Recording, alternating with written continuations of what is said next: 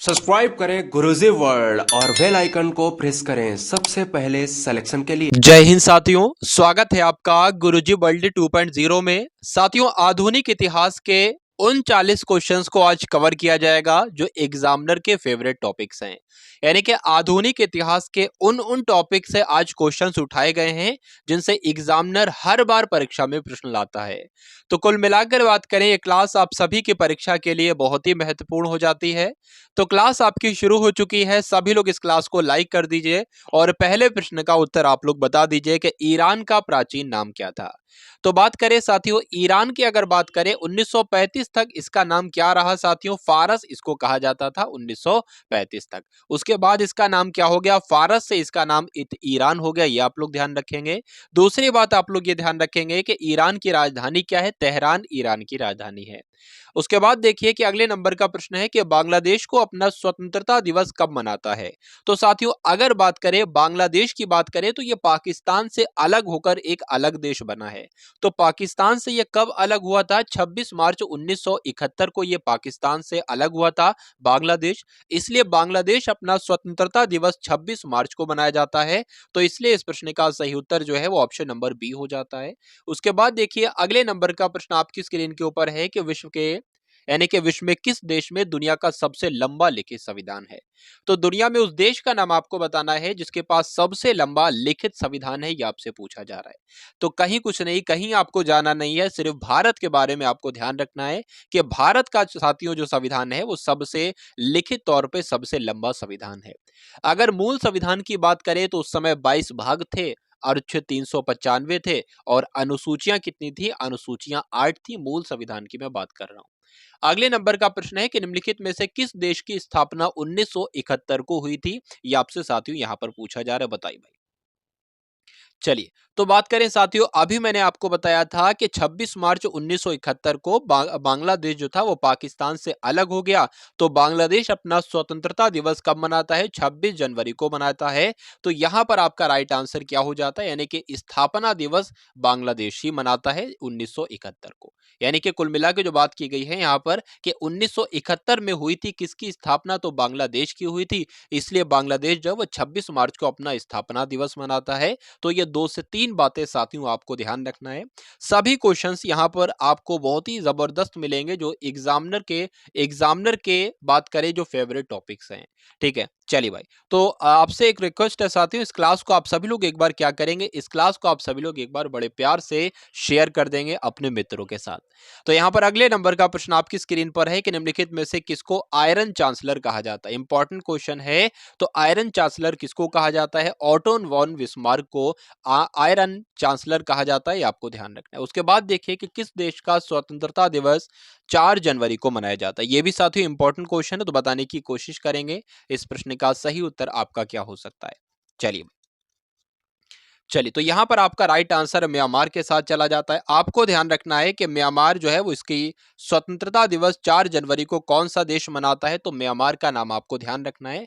अगर बात करें, आपसे पूछा जाए कि पैगोड़ा का देश किसे कहा जाता है? तो म्यांमार को ही पैगोड़ा का देश कहा जाता है। तो ये 2 इंपॉर्टेंट बातें आपको ध्यान रखना है। उसके बाद देखिए कि चीन की विशाल दीवार यानी कि ग्रेट वॉल ऑफ चाइना के निर्माण का श्रेय किसे जाता है? तो साथियों ये गोल्डन क्वेश्चन आपकी स्क्रीन के ऊपर मैं आपको दिखा रहा हूं। तो गोल्डन क्वेश्चंस की बात करें, अगर हम लोग इसके राइट आंसर की बात करें तो क्वीन शी हुआंग का नाम आपको ध्यान रखना है। ये इसके निर्माण का श्रेय किसको जाता है? तो क्वीन शी हुआंग को जाता है। किसके निर्माण का? चीन की विशाल दीवार का। अगले नंबर का प्रश्न है कि आधुनिक मनु के रूप में कौन जाना जाता है? ये आपसे साथियों यहाँ पर पूछा जा रहा है। तो बात करें साथियों आधुनिक मनु के रूप में किसे जाना जाता है? इंपॉर्टेंट क्वेश्चन है। चलिए तो राइट आंसर की अगर बात करें यहाँ पर तो भीमराव अंबेडकर के बारे में आपको ध्यान रखना है। भीमराव अंबेडकर को साथियों क्या कहा जाता है? आधुनिक मनु के नाम से जाना जाता है।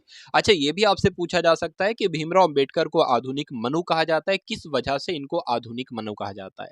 तो इन्होंने हिंदू कोड बिल का मसौदा तैयार किया था। किसने? भीमराव अंबेडकर ने हिंदू कोड का बिल का मसौदा तैयार किया था, इसलिए इनको भारत का आधुनिक मनु कहा जाता है। तो ये दोनों बातें आपको ध्यान रखना है। उसके बाद देखिए कि भारतीय इतिहास में किसे बादशाह खान के नाम से जाना जाता है? चलिए तो यहां पर साथियों बात करें खान अब्दुल गफ्फार खान के बारे में, आपको ध्यान रखना है इनको क्या कहा जाता है? बादशाह खान के नाम से साथियों इनको जाना जाता है, खान अब्दुल गफ्फार खान को। चलिए, उसके अलावा अगर बात करें तो सरहदी गांधी किसे कहा जाता है? खान अब्दुल गफ्फार खां को कहा जाता है। सीमांत गांधी किसे कहा जाता है? तो खान अब्दुल गफ्फार खां को कहा जाता है। बच्चा खां किसे कहा जाता है? तो खान अब्दुल गफ्फार खां को कहा जाता है। या आप सभी लोगों को ये सारी जानकारी आपको ध्यान रखना है। उसके बाद देखिए अगले नंबर का प्रश्न आपकी स्क्रीन के ऊपर है कि स्वतंत्रता मेरा जन्मसिद्ध अधिकार है और मैं इसे लेकर रहूंगा, ये नारा आपको बताना है साथियों किसका है। स्वतंत्रता मेरा जन्मसिद्ध अधिकार है, मैं इसे लेकर रहूंगा, ये बाल गंगाधर तिलक जी का नारा है। तो ये साथियों नारा किसके द्वारा दिया गया? बाल गंगाधर तिलक के द्वारा दिया गया, ये आप लोग ध्यान रखेंगे। निम्नलिखित कथन किसने कहा था? ये आपसे पूछा जा रहा है कि स्वराज मेरा जन्मसिद्ध अधिकार है और मैं इसे लेकर रहूंगा, ये नारा किसने दिया? ये आपसे पूछा जा रहा है। इससे पहले साथियों आपने देखा था कि स्वतंत्रता मेरा जन्मसिद्ध अधिकार है और मैं इसे लेकर रहूंगा, तो वहां पर आपका उत्तर क्या हो रहा था? बाल गंगाधर तिलक हो रहा था। अब आपसे पूछा जा रहा है कि स्वराज मेरा जन्मसिद्ध अधिकार है और मैं इसे लेकर रहूंगा, तो इसका उत्तर भी साथियों बाल गंगाधर तिलक हो जाएगा। लेकिन यहां पर कहोगे कि ऑप्शन में तो बाल गंगाधर तिलक है ही नहीं, तो मैं आपको सही बात बताऊं तो लोकमान्य तिलक इस प्रश्न का सही उत्तर हो जाता है। क्यों? क्योंकि लोकमान्य तिलक की अगर बात करें, लोकमान्य तिलक का मूल नाम क्या था? मूल नाम क्या था? मूल नाम उनका बाल गंगाधर तिलक ही था। तो ये लोकमान्य तिलक और बाल गंगाधर तिलक ये एक ही व्यक्ति हैं। तो कुल मिलाकर बात करें, स्वराज मेरा जन्मसिद्ध अधिकार, मैं इसे लेकर रहूंगा, ये नारा भी बाल गंगाधर तिलक ने दिया। और स्वतंत्रता मेरा जन्मसिद्ध अधिकार है, मैं इसे लेकर रहूंगा, ये नारा भी बाल गंगाधर तिलक ने दिया। तो दोनों ही बातें आपको ध्यान रखना है। उसके बाद देखिए कि वल्लभ भाई पटेल को सरदार की उपाधि किसने दी? ये आपसे साथियों जो है वो पूछा जा रहा है। भाई क्लास को एक बार शेयर करेंगे, आप सभी लोग अच्छे तरीके से क्लास को शेयर करेंगे, बड़े ही प्रेम से क्लास को आप सभी लोग शेयर करेंगे। आपका सपोर्ट बना रहेगा साथियों, तो क्लासेस इसी प्रकार से आपके लिए चलती रहेंगी। तो बात करें साथियों, पहली बात आपको ध्यान रखना है कि वल्लभ भाई पटेल को सरदार की उपाधि दी गई, किसने दी? तो महात्मा गांधी के द्वारा दी गई। ये दोनों बातें आपको क्या रखना है? अपने माइंड में ध्यान रखना है। अगला प्रश्न देखिए कि इनमें से किसे grand old man of India कहा जाता है? ये प्रश्न कई बार परीक्षा में साथियों पूछा जा चुका है, बताने की कोशिश कीजिए, बताइए भाई। तो जिनका भी उत्तर ऑप्शन नंबर सी के साथ जा रहा है, यानी कि दादा भाई नौरोजी को क्या कहा जाता है? Grand old man of India कहा जाता है। उसके बाद देखिए कि किस महान स्वतंत्रता सेनानी को देश बंधु के नाम से जाना जाता है? तो ये साथियों इंपॉर्टेंट क्वेश्चन है, बताने की कोशिश करेंगे इस प्रश्न का सही उत्तर। तो राइट आंसर आपका जो होगा वो चित्तरंजन दास के साथ चला जाता है, यानी कि देश बंधु किसे कहा जाता है? तो चित्तरंजन दास को कहा जाता है। अब अगला प्रश्न देखिए और बताइए इसका सही उत्तर कि इनमें से किसे भारत के मार्टिन लूथर के रूप में जाना जाता है? तो बात करें साथियों किसको मार्टिन लूथर कहा जाता है भारत का? तो दयानंद सरस्वती का आपका नाम ध्यान रखना है। तो दयानंद सरस्वती को भारत का मार्टिन लूथर कहा जाता है। अगर पूछे आर्य समाज की स्थापना किसने की? तो दयानंद सरस्वती ने ही आर्य समाज की स्थापना की। अगर आपसे पूछे कि सत्यार्थ प्रकाश पुस्तक की रचना किसने की, तो कमेंट सेक्शन में एक बार आप लोग बताने की कोशिश करेंगे। तो ऑप्शन नंबर बी बिल्कुल सही उत्तर है। एम के गांधी को महात्मा की उपाधि किसके द्वारा दी गई? आपसे पूछा जा रहा है। देखिए दो बातें यहां पर आपको ध्यान रखने, एक तो महात्मा गांधी की अगर साथियों बात करें तो इनको राष्ट्रपिता की उपाधि किसने दी? अगर आपसे पूछा जाए तो सुभाष चंद्र बोस के द्वारा महात्मा गांधी को राष्ट्रपिता की उपाधि दी गई। लेकिन यहां पर पूछा जा रहा है कि गांधी जी को महात्मा की उपाधि किसने दी? तो रविन्द्रनाथ टैगोर ने दी। ये दोनों बातें साथियों आपको ध्यान रखना है। अगर आपसे साथियों ये पूछ लिया जाए कि रविन्द्रनाथ टैगोर को गुरुदेव की उपाधि किसने दी? तो महात्मा गांधी ने गुरुदेव की उपाधि दी। तो यहाँ पर साथियों तीन क्वेश्चंस ऐसे बताए हैं जो एग्जाम में पूछे जाते हैं। उसके बाद देखिए कि भारत का प्रथम वायसराय कौन था? ये आपसे पूछा जा रहा है। तो यहाँ पर आपके प्रश्न का सही उत्तर क्या हो सकता है, बताइए। तो यहाँ पर आप सभी लोग ध्यान रखेंगे कि भारत के प्रथम वायसराय जो थे वो लॉर्ड कैनिंग थे। भारत के प्रथम वायसराय कौन थे? लॉर्ड कैनिंग थे। उसके बाद देखिए कि 1793 में स्थायी बंदोबस्त लागू होने के समय बंगाल का गवर्नर जनरल कौन था? ये आपसे पूछा जा रहा है। तो साथियों ये भी अच्छा प्रश्न है, बताने की कोशिश करेंगे। तो राइट आंसर आपका चार्ल्स कॉर्नवालिस के साथ चला जाता है। आप सभी लोग ध्यान रखेंगे कि 1793 में स्थायी बंदोबस्त लागू होने के समय बंगाल का जो गवर्नर जनरल था उसका नाम क्या था? चार्ल्स कॉर्नवालिस था। ये नाम आपको ध्यान रखना है। उसके बाद देखिए कि भारत छोड़ो आंदोलन से इनमें से किस वर्ष में हुआ था? तो भारत छोड़ो आंदोलन साथियों कब हुआ था? ये आपसे पूछा जा रहा है। तो बताने की कोशिश करेंगे इस प्रश्न का सही उत्तर आपका क्या होगा। चलिए भाई, तो यहाँ पर साथियों आप सभी लोग ध्यान रखेंगे कि 9 अगस्त 1942 को भारत छोड़ो आंदोलन की क्या की गई, शुरुआत की गई। तो 9 अगस्त भी आपको ध्यान रखना है और 1942 भी आपको ध्यान रखना है। बात करें कि भारत छोड़ो आंदोलन में महात्मा गांधी ने कौन सा नारा दिया था, ये आपसे पूछा जाता है। तो करो या मरो नारा किसने दिया? महात्मा गांधी के द्वारा दिया गया। कब दिया गया? 1942 में दिया गया। और किस आंदोलन के दौरान दिया गया? तो भारत छोड़ो आंदोलन के दौरान दिया गया। तो ये दो बातें आपको ध्यान रखना है। उसके बाद देखिए कि भारत छोड़ो आंदोलन किस शहर में हुआ था, ये आपसे पूछा जा रहा है। तो बताने की कोशिश करेंगे साथियों। बेहतरीन प्रश्न है। तो क्या होगा इस क्वेश्चन का राइट आंसर? आप सभी लोग यहाँ पर ध्यान रखेंगे कि भारत छोड़ो आंदोलन जो हुआ था वो बंबई में हुआ था। कहां पर हुआ था? बंबई में हुआ था। उसके अलावा आपको क्या क्या ध्यान रखना है, मैं आपको दोबारा से रिवाइज करा देता हूं। सबसे पहली बात आपको ध्यान रखना है कि 9 अगस्त 1942 को भारत छोड़ो आंदोलन की शुरुआत हुई थी।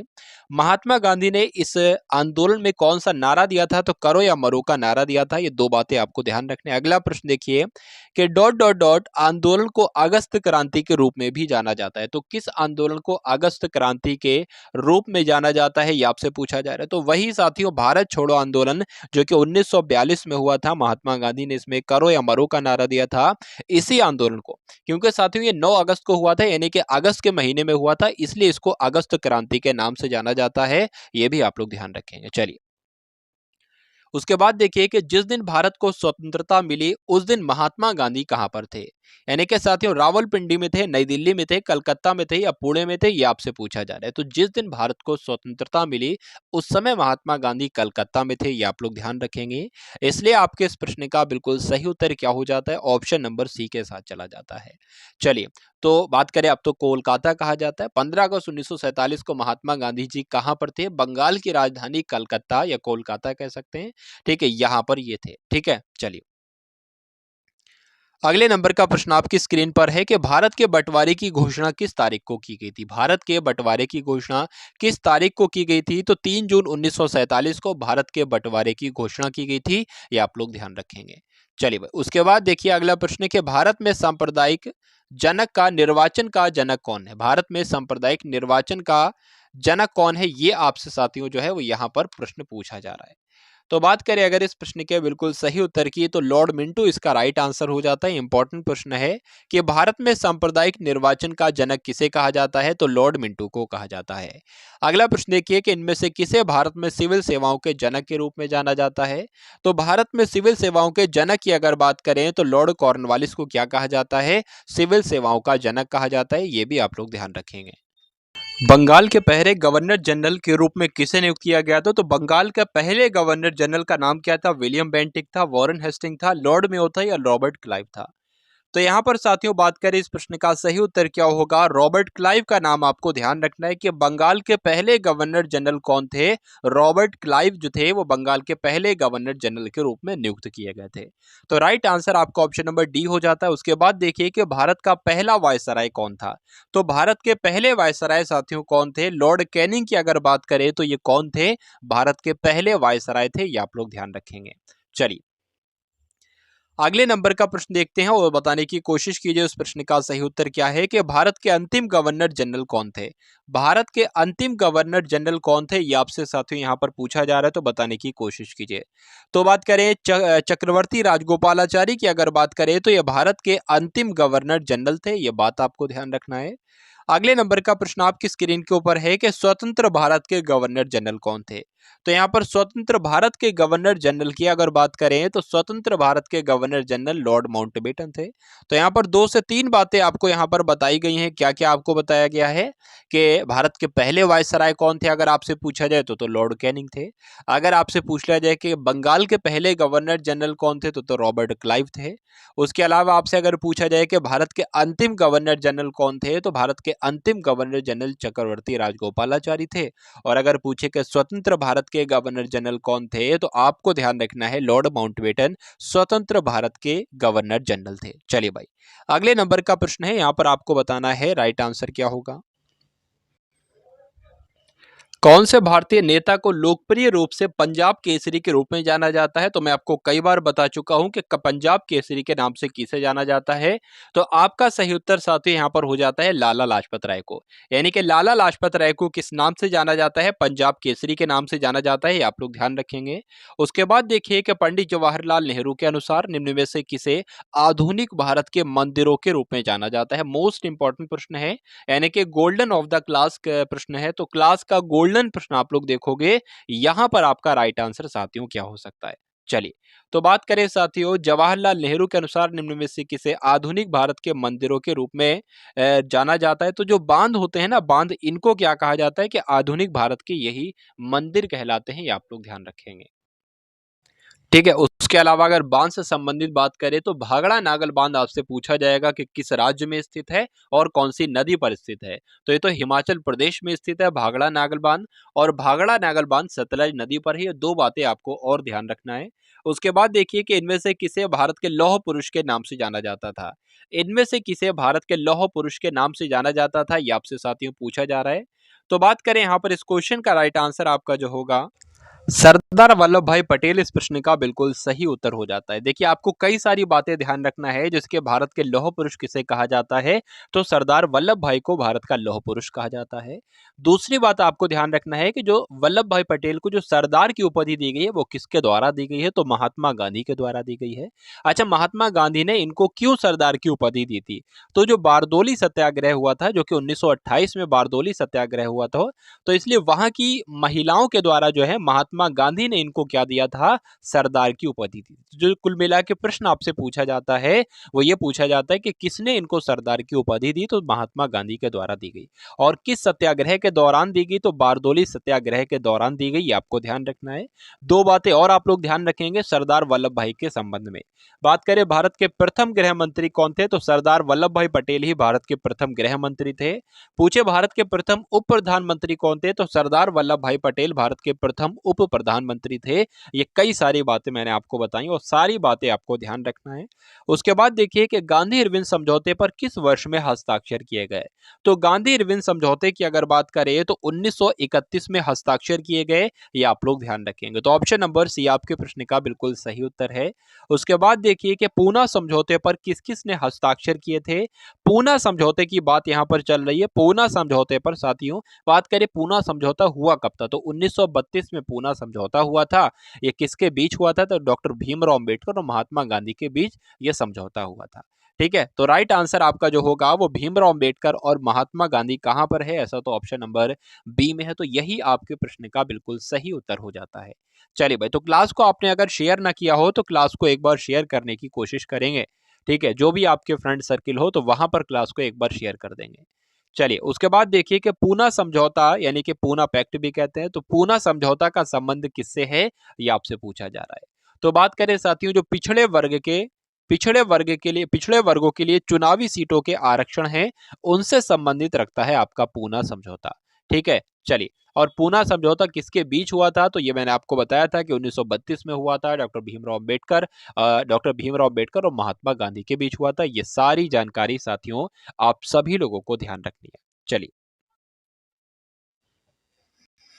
उसके बाद देखिए कि 1930 में महात्मा गांधी ने किसके विरुद्ध दांडी यात्रा का आयोजन किया था? तो महात्मा गांधी ने 1930 में किस यात्रा का आयोजन किया था? दांडी यात्रा का आयोजन किया था। किसके विरुद्ध किया था? तो नमक पर कर लगाया गया था, इसके ही विरुद्ध किया गया था। तो आपका सही उत्तर ऑप्शन नंबर डी हो जाता है। उसके बाद देखिए अगला प्रश्न के साइमन कमीशन भारत कब आया था? अच्छा क्वेश्चन है, इंपॉर्टेंट क्वेश्चन है। तो बात करें साइमन कमीशन भारत कब आया था? तो 1928 में आया था। बात करें इसका गठन कब किया गया था? तो पहली बात आपको यह ध्यान रखना है कि साइमन कमीशन भारत 1928 में आया था। इसके गठन की घोषणा कब हुई थी? तो 1927 में इसके गठन की घोषणा हुई थी। यह बात भी आप लोग ध्यान रखेंगे। चलिए, अगले नंबर का प्रश्न है कि भारत में महात्मा गांधी का पहला सफल सत्याग्रह जो था, यह आपसे पूछा जा रहा है, कौन सा था? बताइए भाई, प्रथम सत्याग्रह जो था यह आपसे पूछा जा रहा है। क्या इस प्रश्न का बिल्कुल सही उत्तर हो जाता है? बताने की कोशिश करेंगे। तो चंपारण सत्याग्रह की अगर हम लोग बात करें तो भारत के महात्मा यानी कि महात्मा गांधी का जो पहला सफल सत्याग्रह था उसका नाम क्या था? चंपारण सत्याग्रह था। यह आप सभी लोग ध्यान रखेंगे। चलिए भाई, उसके बाद देखिए अगला प्रश्न कि महात्मा गांधी के द्वारा नमक सत्याग्रह कब शुरू किया गया था। तो नमक सत्याग्रह कब शुरू किया गया था ये आपसे साथियों यहाँ पर पूछा जा रहा है। तो महात्मा गांधी ने जो नमक सत्याग्रह शुरू किया था ये कब शुरू किया था, 1930 में शुरू किया था। और कहां से शुरू किया था, तो साबरमती आश्रम से शुरू किया था। ये आप लोग ध्यान रखेंगे। इसी को क्या कहा गया, इसी को साथियों दांडी मार्च के नाम से जाना जाता है, आप सभी लोग जानते होंगे। तो कब शुरू किया गया, 1930 में शुरू किया गया, इसलिए इस प्रश्न का सही उत्तर आपका ऑप्शन नंबर बी हो जाता है। उसके बाद देखिए रॉलेट एक्ट कब पारित किया गया था, ये आपसे पूछा जा रहा है। तो रॉलेट एक्ट की बात करें, इसको काला कानून कहा जाता है, ये परीक्षा में कई बार पूछा जा चुका है। रॉलेट एक्ट की बात करें, ये क्यों शुरू किया गया, जो भारत में उस समय क्रांतिकारी थे, तो क्रांतिकारियों को खत्म करने के लिए, क्रांतिकारियों के प्रभाव को समाप्त करने के लिए ब्रिटिश सरकार ने साथियों 1919 में रॉलेट एक्ट की शुरुआत की थी। रॉलेट एक्ट क्या किया था, पारित किया गया था। तो इसलिए आपके प्रश्न का सही उत्तर जो होगा वो क्या हो जाता है, ऑप्शन नंबर सी यानी कि 1919 हो जाता है। तो जो लोग भी यहाँ पर ऑप्शन नंबर सी के साथ हैं उन सभी का बिल्कुल करेक्ट आंसर हो जाता है। तो ये थे साथियों आपके 40 अति महत्वपूर्ण प्रश्न और संभावित प्रश्न जो आपकी परीक्षा के दृष्टिकोण से बहुत ही महत्वपूर्ण है। तो उम्मीद करता हूं क्लास आपको पसंद आई होगी। पसंद आई है तो क्लास को एक बार शेयर कर देंगे, क्लास को लाइक कर देंगे और चैनल को भी जरूर सब्सक्राइब कर लेंगे। तो मिलते हैं हम सभी लोग आने वाली वीडियो में। जय हिंद साथियों। सब्सक्राइब करें गुरुजी वर्ल्ड और बेल आइकन को प्रेस करें सबसे पहले सिलेक्शन के लिए।